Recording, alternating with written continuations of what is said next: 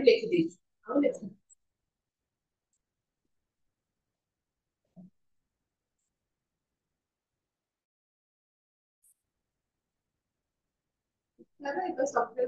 विद्यालय सेंटेंस तो कंप्लीट करो। विद्यालय विद्यालय शिक्षा एक अणानुष्ठानिक विद्यालय को अणानुष्ठानिक संस्था तार सक्रिय भाव में तार समय सीमा थाए पाठ्यक्रम सूचीबद्ध इत्यादि सक्रिय भाव में थाए कौन सक्रिय भाव में थाए क्वेश्चन डिस्कशन हां एग्जाम क्वेश्चन डिस्कशन प्रश्न पत्र परीक्षा दे प्रमाण देव पड़े एनु लेखा हुए नाही शिक्षा काहे को सक्रिय संस्था एवं क्वेश्चन से जेतले आसुची क्वेश्चन आसी कोन जे explain the role of school as an agency of education और सक्रिय निष्क्रिय कोन किछि लेखि जस्ट देछि से explain the role of school as an agency of education विद्यालय एक शिक्षा रे को संस्था बोली जा विद्यालय को शिक्षा संस्था बोली कोन होचे तो हम एठी लिखि परिबा जे विद्यालय शिक्षा रे एक सक्रिय संस्था विद्यालय शिक्षा पर एक फॉर्मल बा आनुष्ठानिक संस्था एटा सुंदर से लिखियो दीटा पॉइंट मते मिल गया आनुष्ठानिक संज्ञा कहले कोन आनुष्ठानिक संस्था को होय भाबे चले कि हम सक्रिय संस्था कहले कोन सक्रिय संस्था को होय भाबे चले एटा सुंदर से लिखियो अपने बॉडी के ऐसे को एक पॉइंट पर कारण विद्यालय विद्यालय संस्था का कारण बॉडी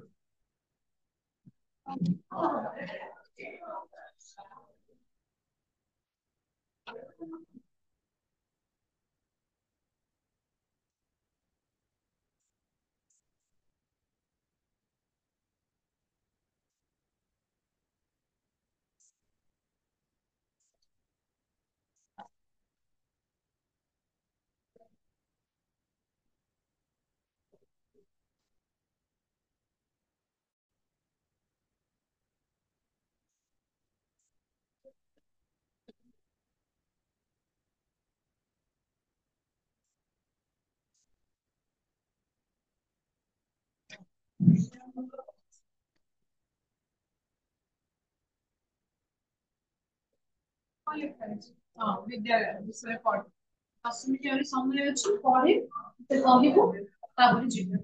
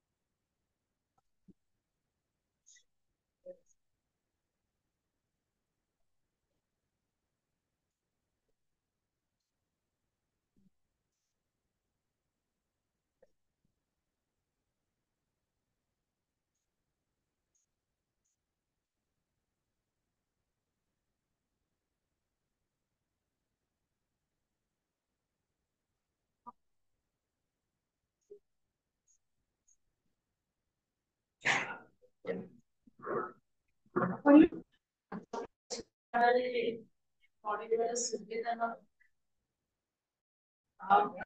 ଯୋଉମାନେ ସେମାନେ ଶିକ୍ଷା ଦିଆଯାଉଥିବା ସମସ୍ତଙ୍କୁ ଟିଚର ଆଉ ସମସ୍ତଙ୍କ ପିଲାମାନଙ୍କୁ ଟିଚର ପିଲାମାନଙ୍କୁ ପାଠ ପଢିବା ସୁବିଧା ମିଳୁଥିଲା।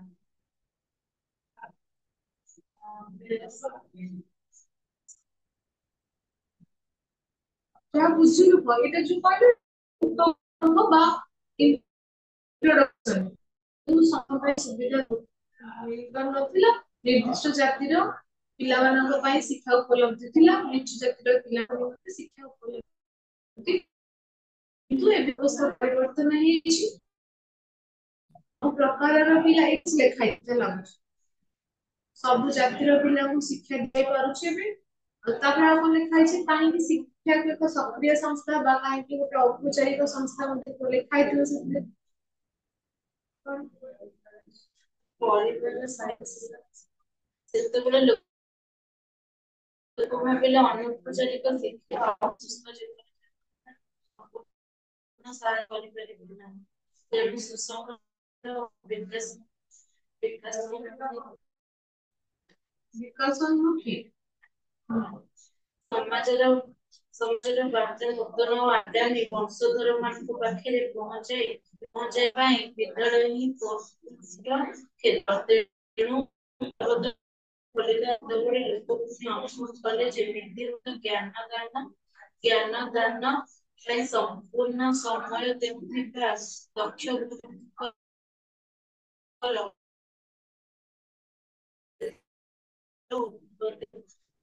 ଆଚ୍ଛା ସେଠି ଗୋଟେ ପଢିଥିଲା ଯେ ଯଦି ଆମର ବିଦ୍ୟାଳୟ ନଥାନ୍ତା ଆମେ ଘରୁ ଶିଖିଥାନ୍ତୁ।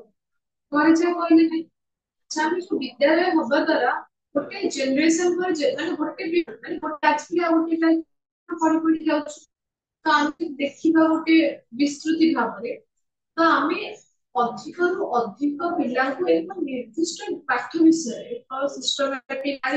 ଭାବରେ ବିଦ୍ୟାଳୟ ସବୁ ଜିନିଷ ସିଷ୍ଟମେଟିକ ଥାଏ ନା, କେତେବେଳେ ଆସିବ କେତେବେଳେ ଯିବାକୁ କଣ କରିବ କଣ କରିବ କଣ ନାହିଁ। ତ ସବୁ କିଛି ଜିନିଷ ଏକ ନିର୍ଦ୍ଦିଷ୍ଟ ପ୍ରଣାଳୀଗତ ପ୍ରକ୍ରିୟା ପରିକା ସବୁ ଜିନିଷକୁ ସୁଚାରୁ ରୂପେ ତୁଲାଯାଏ। ତେଣୁ ବିଦ୍ୟାଳୟର ଗୁରୁତ୍ୱପୂର୍ଣ୍ଣ ଅଛି।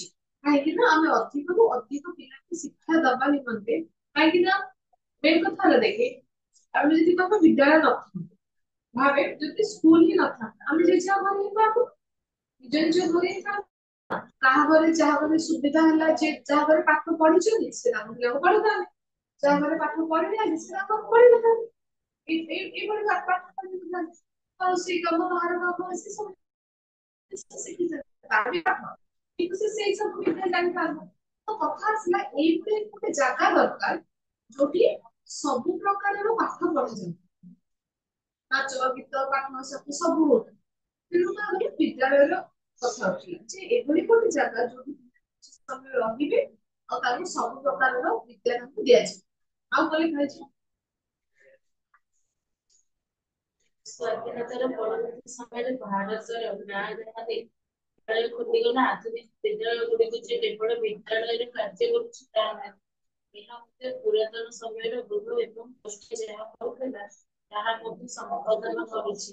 ଆଜିର ଗଣତନ୍ତ୍ର ରାଷ୍ଟ୍ରର ଶିକ୍ଷା ପ୍ରତ୍ୟେକ ମଣିଷର ଯାହା ପିଇବା ଚାହା ପିଇପାରିବା ଭଳି ଅଧିକାର ପ୍ରଦାନ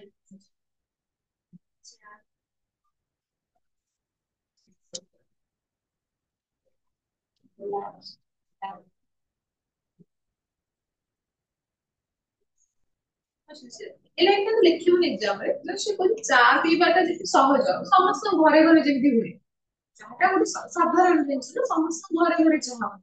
ସେଇଭଳି ଭାବେ ଶିକ୍ଷା ଗୋଟେ ଚା ପିଇଲା ପରି କଥା, ଯେ ସମସ୍ତଙ୍କ ଘରେ ଘରେ ସେ ଜିନିଷଟା ଉପଲବ୍ଧି ହେଇଛି।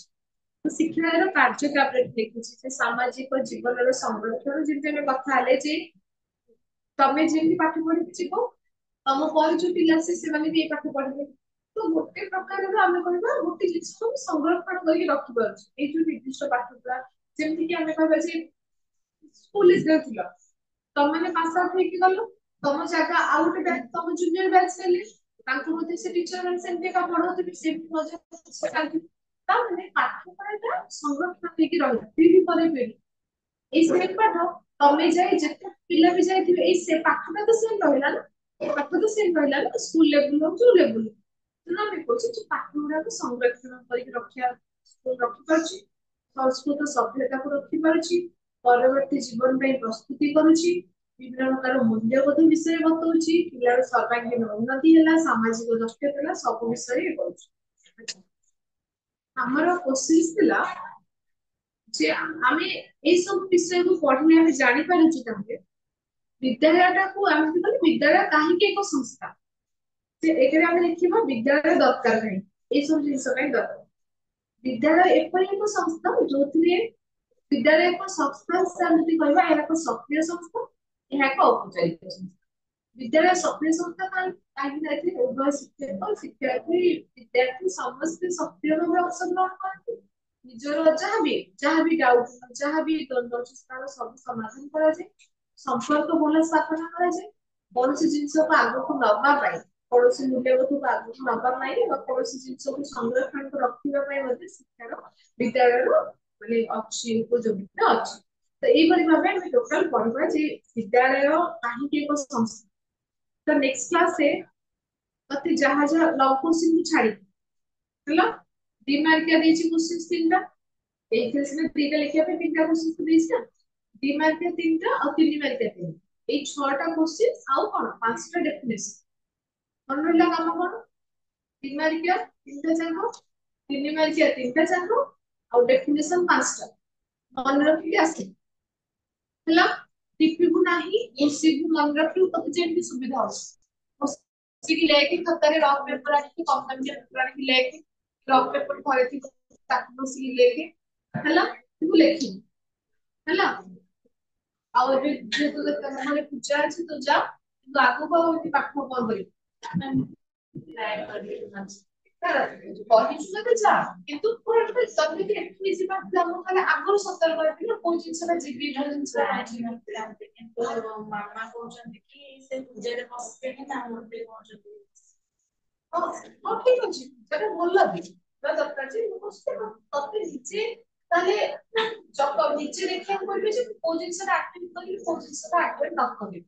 ତାପରେ ତୁ ଦେଖାକୁ ଯାଉଛୁ ନା ହେଲଦିଟା ହେଇଛୁ, ତୁ ଦେହ ତ ତୋର ଖରାପ ମତେ ଲାଗୁଛି ଦେହ ହଁ ନା, ତାହେଲେ ଆଗରୁ ଏବେ କାହିଁକି କହୁଛି ସେଭଳି ଭାବେ ନିଜର ଖାଇବା ପିଇବା ଚେଞ୍ଜ କରିବି, ସେଭଳି ଭାବେ ଚଳ, ସେ ନିଜକୁ ନିଜେ ତୁ କରିବ ନା ଚାଲ।